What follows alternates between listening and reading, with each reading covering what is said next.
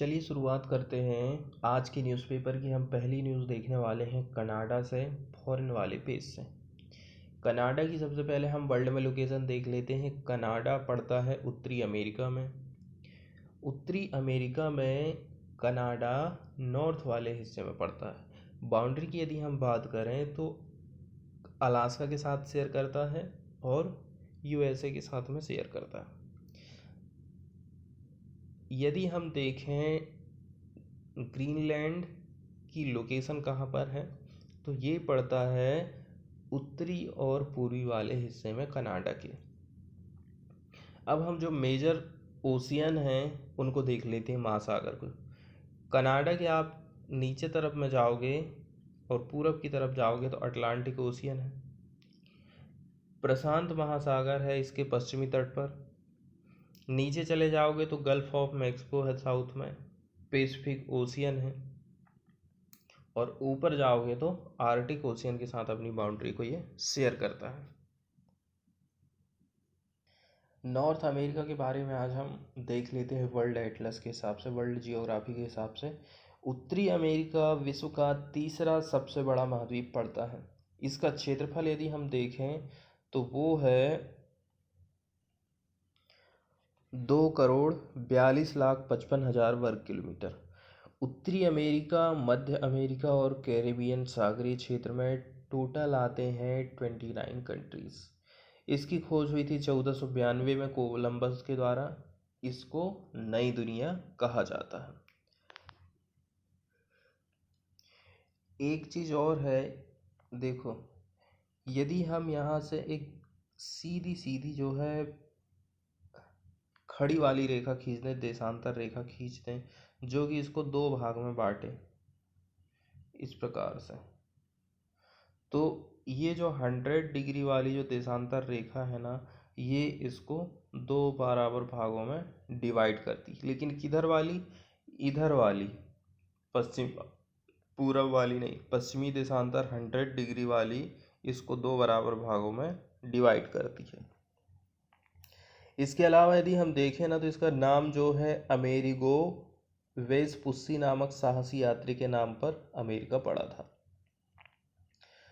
Panama नहर उत्तरी America और दक्षिणी अमेरिका को जोड़ती है, जिससे अटलांटिक ओशियन और प्रशांत महासागरों के बीच जहाज़ों का यातायात सुगम हो जाता है। अब हमको देखना है कि पनामा नहर कहाँ पर है।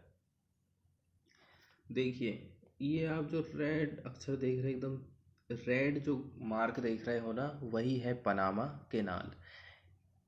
तो ये हो गया पनामा शहर और इधर से लग जाता है फिर साउथ अमेरिका। नीचे दक्षिण अमेरिका हो गया और ऊपर वाला हिस्सा हो गया उत्तरी अमेरिका। तो दोनों को जोड़ने का काम ये करती है। और हमने कहे थे ना कि ये जो है कहाँ कहाँ पर स्थित है। पनामा नहर के यदि हम देखें पश्चिम की तरफ तो पैसिफिक ओशियन पड़ता है, और यदि आप इसके पूर्वी तट की तरफ में जाओगे, पूर्वी दिशा की तरफ जाओगे तो अटलांटिक ओशियन के साथ में बाउंड्री शेयर होती है। और उत्तरी अमेरिका के जो मूल निवासी हैं उनको रेड इंडियन, एस्किमो और इन्यूट कहा जाता है। एस्किमो का घर बर्फ से बना रहता है जिसे इग्लू कहते हैं। वे रेंडियर कुत्ते का उपयोग स्लेज गाड़ी को खींचने के लिए करते हैं। सील मछली की खाल और हड्डी से नाव बनाते हैं जिसके कयाक कहते हैं। उनका हथियार हार्पून कहलाता है। उत्तरी अमेरिका का जो उच्चतम शिखर है वो है माउंट मैंकाले, 6,194 मीटर, अलास्का में स्थित है। ये एक सक्रिय ज्वालामुखी है। मैप में इसकी लोकेशन के यदि हम देखें तो ये है माउंट मैकिनले, 6,194, ठीक है, मीटर, जिसकी हाइट बताई गई थी। उत्तरी अमेरिका का उच्चतम पर्वत शिखर हम देख चुके हैं। उत्तरी अमेरिका के पूर्वी तट पर न्यू फाउंडलैंड के दक्षिणी पश्चिमी तटीय को ग्रैंड बैंक कहते हैं। ये मत्स्य पालन का प्रमुख केंद्र है। ठीक है, पूर्वी तट पर न्यू फाउंडलैंड के दक्षिण पश्चिमी तटीय भाग को ग्रेट बैंक कहा जाता है। तो नॉर्थ अमेरिका का ये वाला हिस्सा आप देख रहे हैं, ये है new फाउंडलैंड।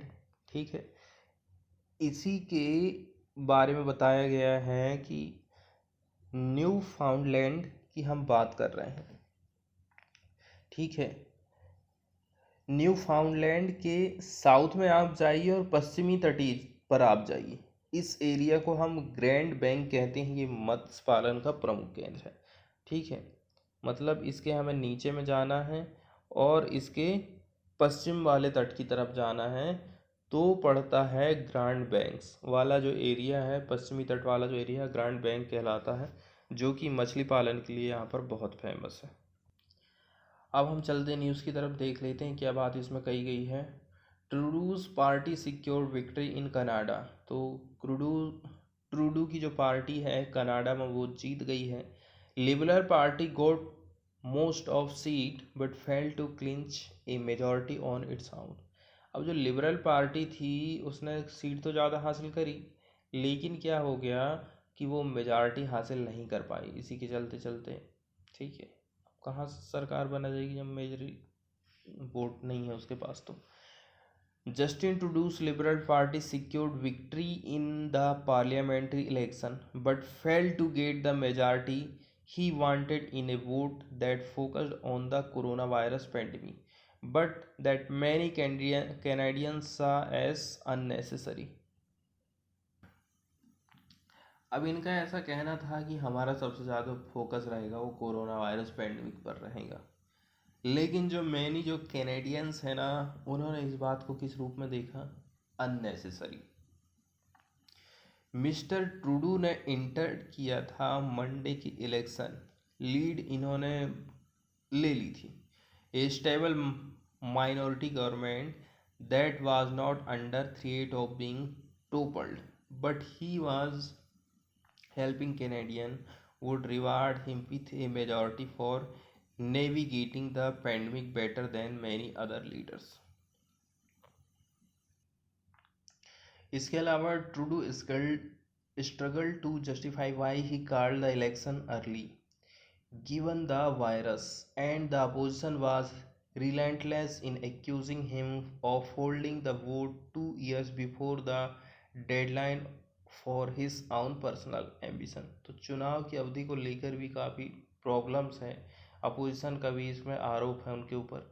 In the end the gamble did not pay off and the result nearly mirrored those of 2 years ago। Liberal party leading और elected in 158 seat, one more than they won in 2019 and 12 short of 170 needed for a majority in House of Commons. अलग अलग seat की बात बताई जाती है कि पहले क्या स्थिति, अभी की क्या स्थिति, कितनी इनको सीट चाहिए थी। द कंजर्वेटिव वर लीडिंग या फिर elected in 119 seat, 2 less than they won in 2019। Conservation party की बात हो रही है कि 2019 में कितनी इनको मिली थी और अभी कितनी मिली। The leftist Democrats were leading or elected in 25 while the Bloc were leading or elected in 34 and the Greens were down 2। अलग अलग पार्टी की वोटिंग कैपेसिटी कितनी कितनी प्राप्त करी है उसके बारे में यहाँ पर बात बताई गई है। इसके बाद हम एक रिपोर्ट को देखने वाले हैं जिसमें एक स्टडी के बारे में दिया गया है। इंडिया का जो रिलीजियस मिक्स है वो स्टेबल है सिंस पार्टीशन, ऐसा पीयू स्टडी का कहना है। The religious composition of India's population since partition has remained largely stable.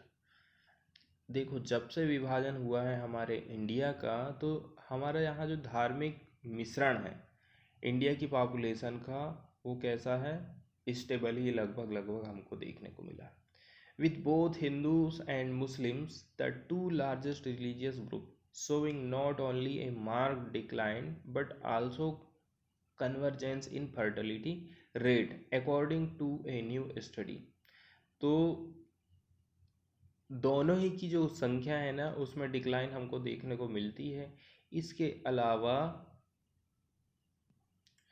Fertility जो रेट है उसमें हमको कन्वर्जेंस देखने को मिलता है according to a new study by Pew Research Center a non profit based in Washington DC.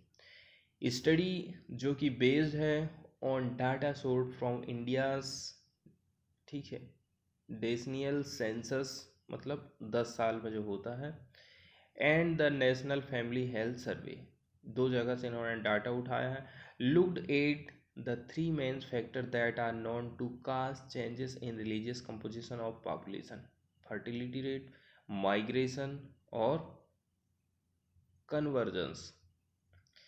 With regard to fertility rates, the study found that Muslims who had the highest rate also had sharpest decline in the rates। तो यहाँ पर एक बात ये कही गई है fertility rate को लेकर के, आखिर दोनों की जो संख्या है मेजॉरिटी में, वो आखिर घट क्यों रही है। यदि इनकी संख्या घट रही है, इसका मतलब है लोग और भी अन्य धर्म की तरफ उन्मुख हो रहे हैं। और दूसरी चीज़ बताई जाती है कि जन्म दर जो है कम है। इसी के चलते चलते हमको ऐसा देखने को मिल रहा है कि हिंदू और मुस्लिमों की जो संख्या है वो कम हो रही है। तो इसमें बताया गया है कि मुस्लिम who had the highest rate, मुस्लिमों में ज़्यादातर यही देखा जाता है कि उनका जो जन्म दर रहती है ना वो बहुत ज़्यादा रहती, लेकिन also had the sharpest decline in the rates, लेकिन इसमें भी हमको गिरावट देखने को मिली है।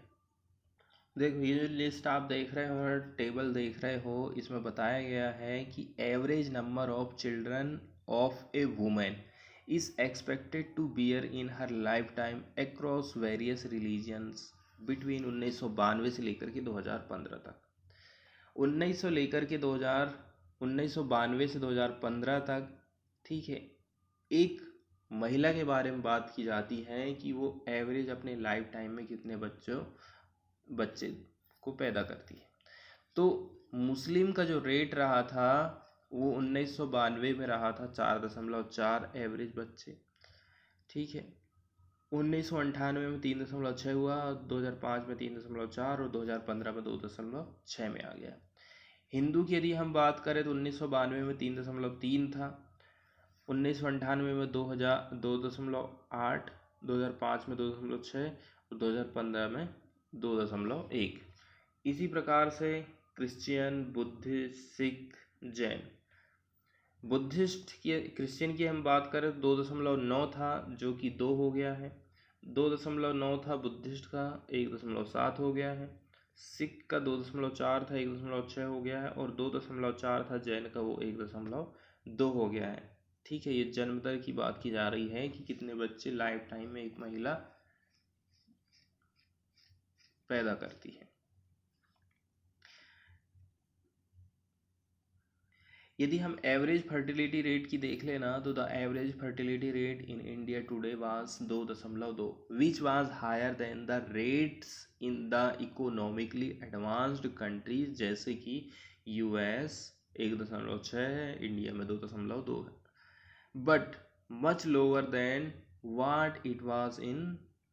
यदि हम 1992 से तुलना करें उस हिसाब से तो ठीक है, क्योंकि उस 1992 में 3.4 था और 1951 5.9 था। Marked slowdown. Although growth rate had declined for all of India's major religious group, the slowdown had been more pronounced among religious minorities who outpaced Hindus in the earlier decades. Minorities के बारे में भी बात की जाती है। यदि हम 1951 से लेकर के 1961 की बात करें तो मुस्लिम की जो पॉपुलेशन है वह एक्सपांड हुई थी 32.7%, 11 percentage point more than India's overall rate of 21.6। और ओवरऑल इंडिया की कितनी एक्सपांड हुई थी? 21.6। बट ये जो गैप है ना वो थोड़ा और नैरोज हो जाता। कब? 2001 से लेकर के 2011 के बीच में डिफरेंस इन ग्रोथ बिटवीन मुस्लिम ये हो गया 24.7%, और इंडियन की ओवरऑल यदि हम देखें तो ग्रोथ हुई थी 17.7 की वृद्धि, वहाँ 7 परसेंटेज पॉइंट। इंडिया की जो क्रिश्चियंस की पॉपुलेशन है उसमें ग्रोथ देखने को मिली हमको धीरे धीरे। Of the 3 largest group in the most recent sensor decade gaining 15.7% between 2001 से लेकर के 2011, a far lower growth rate than the one recorded in the decade following partition, 29%। ठीक है, यदि हम बात करें एब्सोल्यूट नंबर्स की टर्म में, every major religion in India saw its number rise. In percentage term between 1951 से 2011 मुस्लिम की ग्रोथ मिली 4.4 की,